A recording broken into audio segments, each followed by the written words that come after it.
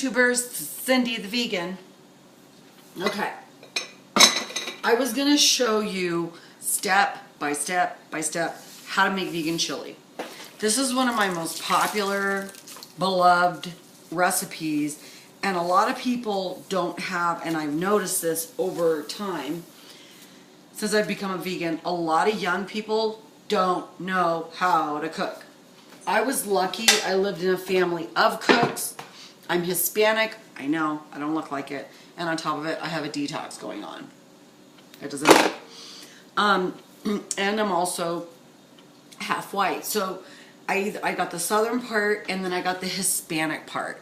So I knew how to make things before I became a vegan. Sorry, I'm quitting something else, so I have to have my peppermint spray. I'm going to explain this to you. If I put the recipe down below, you're going to mess it up. So let's just go from our heads and go from there. And you can watch this video, you can ask me a question, I'll show you how to tweak it. I've made this as a curry, I've made this as every possible way that you can twist this up in its basic recipe, minus the chili. You can do anything with it. Now, there's people who use seitan. I get it. I don't personally do it, and the seitan that I make is made with a mung flour. I do not participate in glutens because, as you can see, I'm detoxing. So I'm not gluten intolerant, but if you are, you can minus anything here that you don't want, but there's no gluten in it. So instead of me showing you in the pot, I'm going to explain something to you. It has 3 yellow onions chopped. It has 2 jalapenos. These started to go bad and they got really wrinkly. It's time to make chili. I got some leftover green onions and I threw them in there. You fill a 2-quart pot, which I will show you because it's just starting to simmer now. This size of a pot, depending on how many people are coming over or how much you eat. Doesn't matter because it doesn't go bad. And I'll tell you why it doesn't go bad. In that pot, you're going to put 3/4 cups of water. Dump your onions, dump your jalapeno, dump your little green onions that I'm doing because I don't want them to go bad. And don't simmer it. You're going to get a 1/2 cup of brown lentils, a 1/2 cup of yellow lentils, which if you have another kind, red lentils, you can throw those in there. A 1/2 cup of white beans. They're little tiny white beans. I get the grains out, but it just takes too long. And you're going to put in a 1/2 cup of split pea. That's the secret. Number 2 secret. Get a can of black beans, organic, non-GMO black beans. I don't boil them. It takes too long. I don't have time for it. I microgreen, I make kombucha, I have too many things going on. 1 can of black beans. You can put 2 if you want to. 1 can of diced tomatoes, organic, non-GMO, of course. You can never have enough black beans as a vegan, and you can never have enough tomatoes, ever. So I put all that in the pot. I found an organic chili powder. Be careful. Not only is it hotter when it's organic and vegan and bought at the health store, but it's also very strong. I put in at least 5 tablespoons of garlic powder. I put in at least a teaspoon of cumin. I put in a ton of paprika so it can be really red and I kind of like the flavor. And a little bit of salt. There you go. Vegan chili. When people come to my house and they taste this, they're like, how did you do that? I did this as a freak thing. And it worked out really great. Then, as it boils down, throw in kale, throw in collard greens. I have collard greens right now, so I'm going to throw the collard greens in there and dice them up really small. What you'll end up getting is a very rich vegan chili. And people don't believe that you can make the same thing that's regular vegan. They don't believe it until they taste it. So what happens is they get hungry and they ask me for something to eat. I give them a bowl of this with like maybe some vegan blue cheese, or I'll put diced onion, however they want it, and throw that on top and give them a piece of, some dehydrated breads, and you'll love it. Oh yeah, don't make fun of my light because I accidentally broke it. I was trying to take it off to clean it and I broke the thing. My husband travels for a living. When you throw all that in the pot, be careful. Slow simmer it. It's nice and full right now. I probably could flip the camera up, but I'm a little scared too because my iPad doesn't flip. I have a mini. And you want to slow boil that all day long. If you want to put it in your crock pot, that's smart too, because you could set that on medium or get it to boil and then take it down to low. Now, if you eat seitan, this is the time to put it in. If you want to add veg like corn, really good, but you have to be careful with the GMO thing. If you like corn, you eat corn, throw it in there. Then you slow cook that all day long. I don't think I'm forgetting anything. Oh, if you don't want it to be like chili and you want to do a curry, my daughter-in-law is from a country where they eat curry all the time. She taught me how to do this. Be careful with the cumin. The less, the better. Better to add it later than to put too much and then you're like, oh my God, what is that? Turmeric, so good for you. I can't even tell you the benefits. There's so many benefits to turmeric. She uses cumin, turmeric, paprika, and everything that's comprised of it. So say you want to make a curry, get the package, look at the ingredients list, buy every one of those seasonings at the organic store or whatever it is you have. And especially if you're a new vegan, you can't go buy all this stuff. And get a little bit of each and taste it. If it tastes like curry, throw it in the pot. That's how you cook, young vegans. That's how you cook. Now, it's not hard. It's not hard. Don't taste it when it's just starting to cook. It tastes like crazy hot. But as it begins to simmer down and you add greens and you add veg and I wouldn't put broccoli in there, but I put kale, turnip greens, collard greens, things I can think on the top of my head. Anything dark green leafy is great. I don't like spinach. So I add that to it and it comes out really kind of very comforting in the cold. Very comforting. If you don't like as much spice, you can back off what I just said to you. If you like, you want a little kick to it, you can add another jalapeno. You can use different onions. I don't like the purple onion or the red onion because it has a bitter taste in the core of it, and I don't like that bitter taste. I'm Hispanic. This is how I do it. Nobody can believe me. They also equated this to menudo. Menudo's a tripe soup that we eat as Mexicans. One of the greatest ways I've ever eaten this is I'll make that basic boil. I call it a boil because there's so many different components of it that it doesn't matter. You can add any grain in there. Like if you have wheat berries, you can throw them in there. I mean, I'm not kidding you.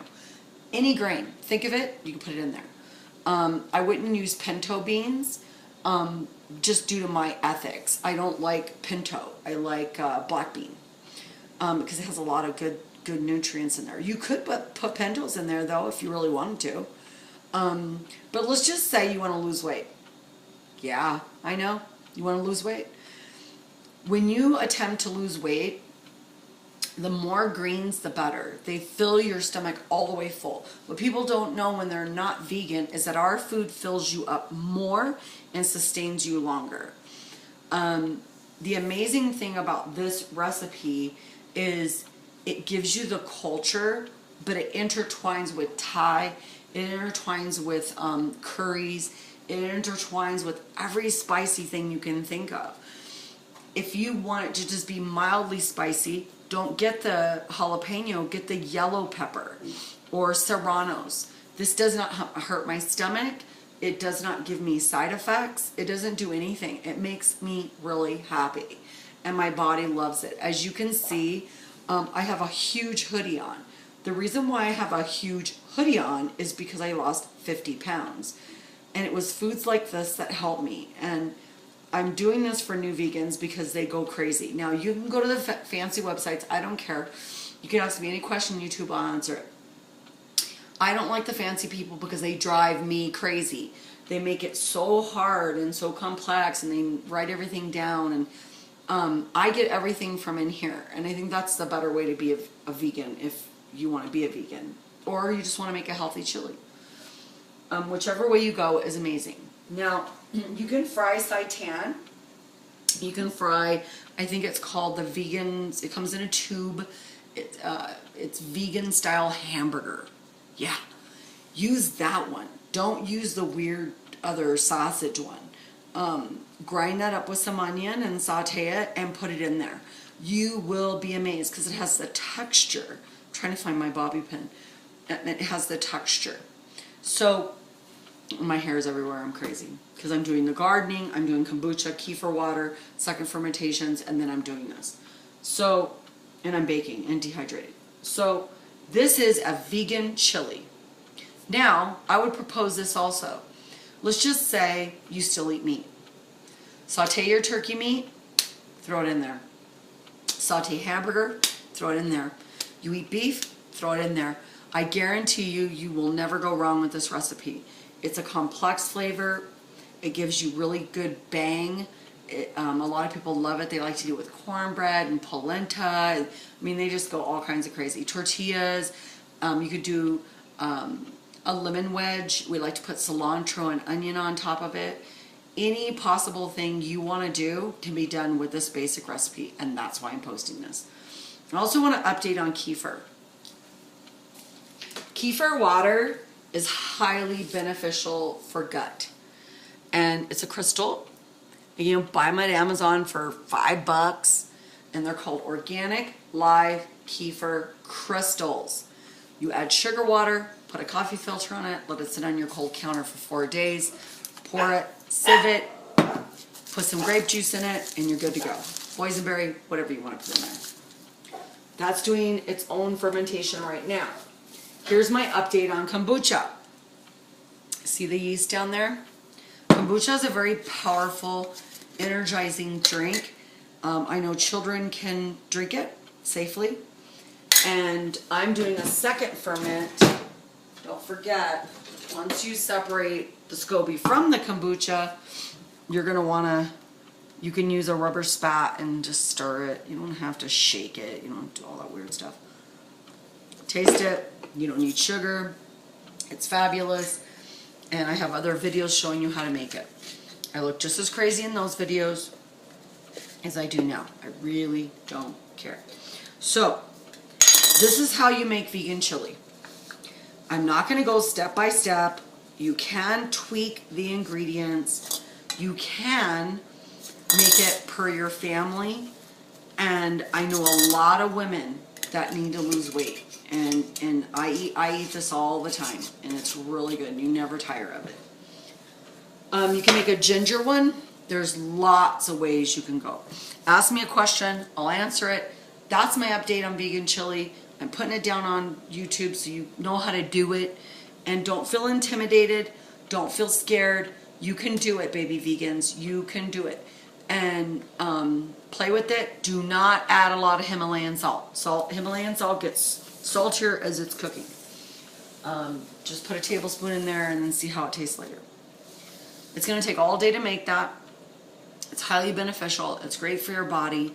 It's great for your stomach. It's great for your brain. It's great for your mouth. It is great for everything. Sinuses, go ahead.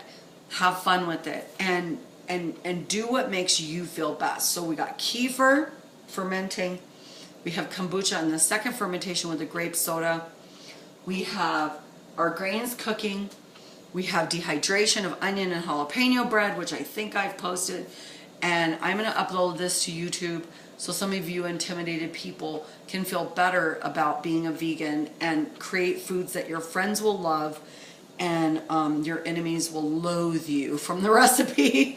A lot of women don't like to give away their recipes, and I would be one of those women. These are like family secrets that I've had for years, but I've learned to share. And as a vegan, we do things like that. So for you meat-eating women, you can use this basic recipe, and you will benefit so much you will not even believe yourself. Wheat berries are very intimidating. Don't be scared. You can also make a wheatgrass. With all those lentils, you can sprout them and make a great salad. There's so many things going on in this kitchen. It is out of control. So I'm not going to write the recipe down. Just watch the video. Write it down as you go. If you have a question, leave it here. I'll answer the question. I don't care. And try it and tell me what you think. Like I said, reduce the chili if you're scared.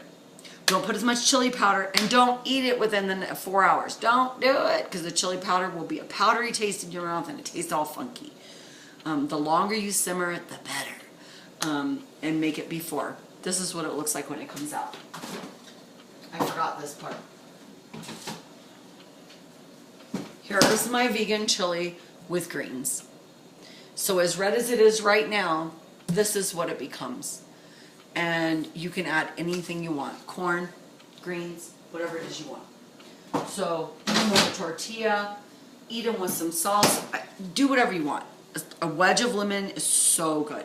Lime, fresh onion, cilantro on top. How ethnic is that? It's just crazy good. And you guys have asked me long enough, and now I'm going to post it. There's the recipe. Vegan chili. And for even a few meat eaters, there you go. There's your recipe. Great for your family, great for your digestive system, great for your body, great for dieting, great for everything. There you go. Have a good time. Enjoy your food. And make it spicy.